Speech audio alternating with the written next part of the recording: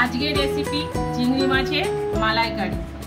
কে কোথা থেকে দেখছেন অবশ্যই আমাকে কমেন্টে জানাবেন। দেখুন আমি চিংড়ি মাছের মালাইকারি রেসিপিটা কি করে তৈরি করছি।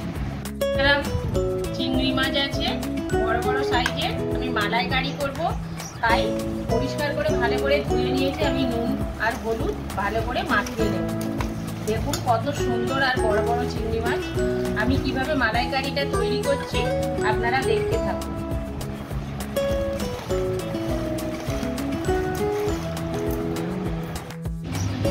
মালাইকারির জন্য নারকেল কুড়ে নিয়েছি, আমি মিক্সিতে নারকেলটা বেটে নেব।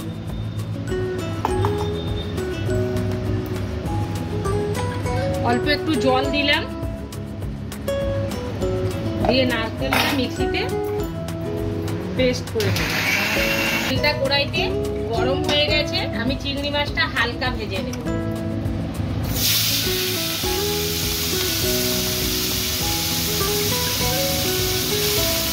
আমি এই ছাঁকনির মধ্যে নারকেলটা বেটে নিয়েছি, নারকেলের দুধটা বের করে নেব।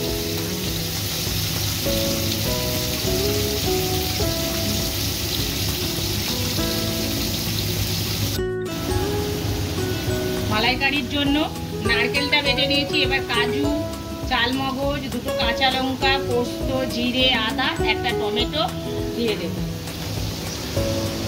আর ওই নারকেলের বাটিটার মধ্যেই আমি বেটে নিচ্ছি।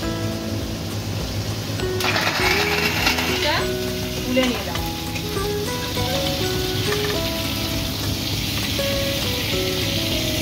তেলের মধ্যে আমি দারচিনি, দুটো লবঙ্গ আর এলাচ দিয়ে দিই, একটা শুকনো লঙ্কা, একটা তেজপাতা,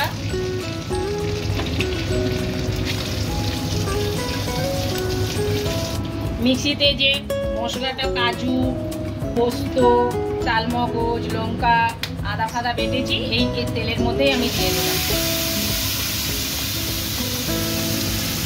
জলটাও আমি ভালো করে দিয়ে দিলাম।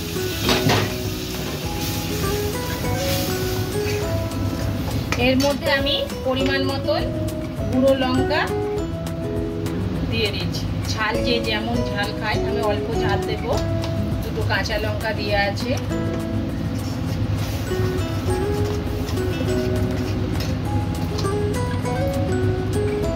হালকা নুন, একটু হলুদ দেব আর নুন দেব। পরিমাণ মতো নুনটা দিয়ে দিলাম। মশলাটা ভালো করে কষিয়ে নেব।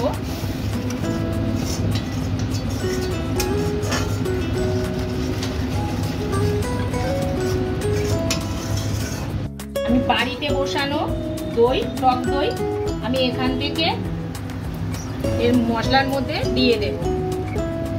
2 চামচের মতন দেব। ভালো করে টক দইটা ভালো করে এর সাথে কষিয়ে নেব। তো এই যে আমি দেখুন বাড়িতেই দই বসাই। ভালো করে মশলাটা কষানো হয়ে গেছে, আমি নারকেলের দুধটা দিয়ে দিচ্ছি। এটাও ভালো করে আমি ফুটিয়ে নেব।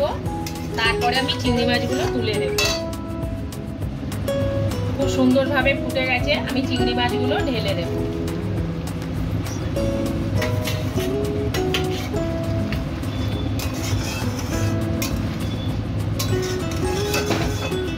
ভাবে ফুটে গেছে, আমি এর মধ্যে 1 চামচ চিনি দেব।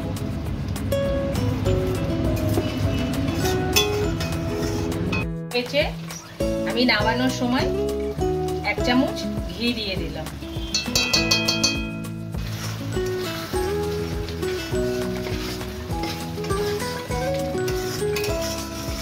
মালাইকারিতে ঘি দিলে নালে সম্পূর্ণ হবে না জিনিসটা। কত সুন্দর আর টেস্টটাও খুব ভালো হয়। যে কোনো জিনিস রান্না করলে নামানোর সময় যদি একটু ঘি দেওয়া হয় না, অপূর্ব স্বাদ হয়।